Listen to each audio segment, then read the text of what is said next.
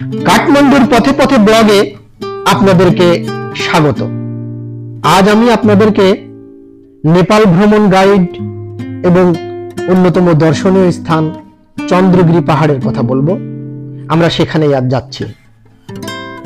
উপমহাদেশের বিশেষত বাঙালি পর্যটকদের কাছে নেপাল ঘুরতে যাওয়ার আদর্শ জায়গা। আপনি অক্টোবর মাসের শুরু থেকে নভেম্বর ডিসেম্বর এই মাসগুলোতে নেপাল যাওয়ার জন্য বেছে নিতে পারেন। নেপালের সামাজিক, সাংস্কৃতিক ও ভৌগোলিক বৈচিত্র্য একে পর্যটকদের কাছে আকর্ষণীয় করে তুলেছে। দেশটির মধ্যে এক ধরনের ধ্যান মগ্নতা রয়েছে, যা আপনার আত্মাকে জাগিয়ে তোলে।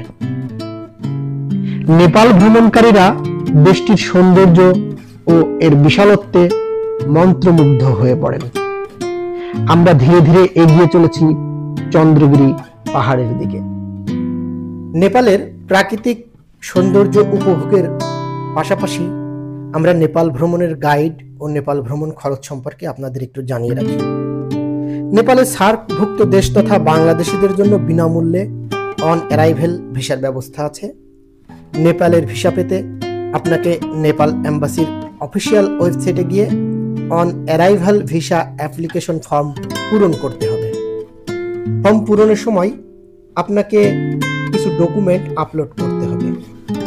পাসপোর্ট সাইজ ছবি, এনআইডি বা জন্ম সনদ, পাসপোর্ট। সাধারণত নেপালের ভিসা সাথে সাথে পাওয়া যায়। নেপালে যাওয়ার দুটি পদ্ধতি আছে, বাই রোড অথবা এয়ার। প্লেনে নেপালে যেতে ভাড়া 20-22 হাজার টাকা পড়তে পারে। ঢাকা থেকে নেপালের বিমানের সাশ্রয়ী টিকিট পাওয়ার জন্য কমপক্ষে 1 মাস আগে টিকিট কেটে রাখলে ভাড়া অনেক কম পড়ে। আর ঢাকা থেকে নেপাল যেতে 1.5 ঘন্টার মতো লাগতে পারে। আর আপনি কাঠমান্ডু ত্রিভুবন এয়ারপোর্টে নামলে ইমিগ্রেশনে যাওয়ার সময় হাতে করে কিছু ডকুমেন্টস রাখবেন, return plane ticket, tour plan, ওখানে কোথায় উঠবেন, কোন হোটেল, সে অ্যাড্রেস, পাসপোর্ট, এইগুলো আর কি। এরপরে ইমিগ্রেশন পার হওয়ার পর অল্প কিছু ডলার এক্সচেঞ্জ করে বিমানবন্দরের মানি এক্সচেঞ্জ বুথ থেকে আপনি যে রেট দেয় সেটা নিয়েই শহরে ঢুকে যেতে পারবেন। আমরা এটা বলতে বলতে চলে এসেছি চন্দ্রগিরি পাহাড়ে। ধীরে ধীরে আমরা চন্দ্রগিরি পাহাড়ে উঠে যাচ্ছি। চন্দ্রগিরি পাহাড়ে আসলে চমৎকার দৃশ্য। ওখানে যাওয়ার পর আপনার মন ভালো হয়ে যেতে বাধ্য। আমরা চলে এসেছি চন্দ্রগিরি পাহাড়ে। স্থাপনাটা আসলে চমৎকার। পাহাড়, চারপাশে চমৎকার দৃশ্য। এখান থেকে অসাধারণ সব দৃশ্য দেখা যায়।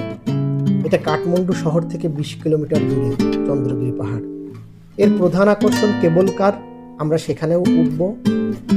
দূর দূরান্ত থেকে পর্যটকরা এখানে 3000 ফুট উঁচু চন্দ্রগিরি পাহাড়ের চূড়া পর্যন্ত কেবল কারে চড়ে ঘুরতে আসে।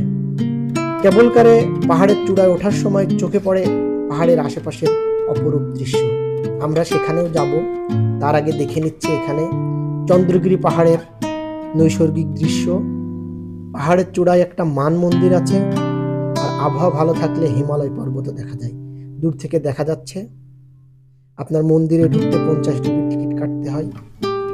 আর কপাল ভালো থাকলে গৌরীশঙ্কর, হিমাল আর এভারেস্ট ভেসে উঠবে আপনার চোখের সামনে। ওখানে রেস্টুরেন্ট আছে, আইসক্রিম পার্লার আছে, খেয়ে নিতে পারেন। আমরা এই দৃশ্যগুলো দেখতে দেখতে কেবল কারে ওঠার প্রস্তুতি নিতে শুরু করলাম। এখন আমাদের টিকিট কাটতে আমরা 3 জন গিয়েছিলাম। সেখানে কুশল ইয়াসির, মৃদুল চ্যানেল 24-এর এবং কুশল এনটিভির, ওদের সঙ্গেই আমি গিয়েছিলাম এবং আমরা টিকিট কাটার জন্য প্রস্তুতি নিচ্ছি। টিকিট কাটার দায়িত্ব নিয়েছে আমাদের মাইদুল। লাইন ধরে পর্যটকেরা টিকিট কাটছে। টিকিটের প্রাইসটা দেখে নিন, 1320 নেপালি রুপি পার পার্সন। এখান থেকে বিভিন্ন দিক নির্দেশনা দেওয়া আছে। আমরা কেবল কার ওঠার আগে দেখতে পেলাম এখানে টিকিট কাটার জন্য সবাই অপেক্ষমান। মাইদুলও দেখার চেষ্টা করছে কত টাকা বা কত রুপি নিতে পারে। সে এখন টিকিট কেটে আমাদের জন্য অপেক্ষা করছে। টিকিট কাটার পরে আমরা কেবল কারে উঠতে যাব। এখানে আসলে কেবল কারে ওঠার রোমাঞ্চটাই আমাদের সবার চোখে মুখে। টিকিট কাটা হচ্ছে। মাইদুল টিকিটটা কাটার জন্য টাকা পয়সা অর্থাৎ নেপালি রুপি দিচ্ছেন। আমরা এরই মধ্যে টিকিটটা হাতে পেয়ে গেছি, আমাদের কাঙ্ক্ষিত সেই কেবল কারের টিকিট। মাইদুল এবার আমাদেরকে সেই টিকিট দেখাচ্ছে, এই যে আমরা টিকিট হাতে পেয়ে গেছি, এবার আমরা কেবল কারে উঠবো। আমরা যাচ্ছি কেবল কার যেখান দিয়ে উঠতে হয় সেই ভবনটিতে যাচ্ছি। সেখানে ধীরে ধীরে আমরা গিয়ে দেখবো কেবল কার কত ফুট উচ্চতায় আমাদেরকে নিয়ে যাবে। কেবল কার রাইড সেফটি ডিসক্লেমার, অর্থাৎ ওখানে ওঠার জন্য টিকিট পাঞ্চ করে আমাদের ভিতরে ঢুকতে হয়। আমরা ধীরে ধীরে কেবল কারের লাইনের দিকে এগিয়ে চলেছি।